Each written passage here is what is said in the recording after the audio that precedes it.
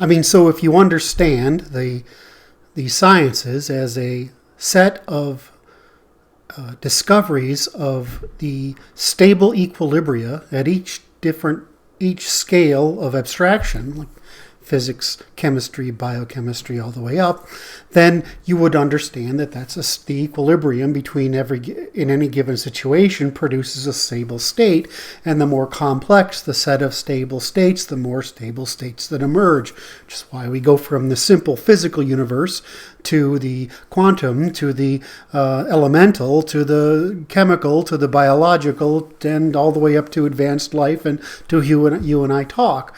I think the connection that most people aren't getting made is that, or aren't making, is that that's the same thing with European trifunctionalism. There are two forces, the male and the female. The male exemplified by use of force and political warfare, and the female use of undermining and social warfare, and that between this ends up being the state and religion at the opposite ends, that the stable relation is cooperation, and the science of stable relations is the law of reciprocity.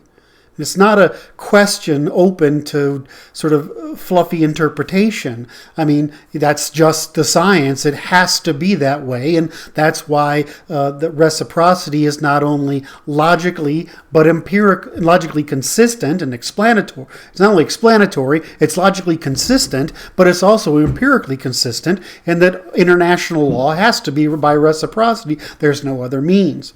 Within groups, what constitutes reciprocity, it depends sort of on the group's evolutionary strategy and the idiosyncratic accidents of history.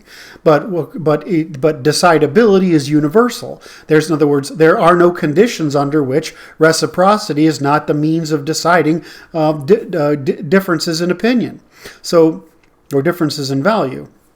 So that's the end of it. So law is the stable relation. In other words, law meaning not legislation, not command, not legislation, not regulation, not findings of the court under some set of arbitrary rules, not proceduralism, but law as in the test of reciprocity, in other words, demonstrated interest, and whether that transfer of that interest has been voluntary or not. That's just physics.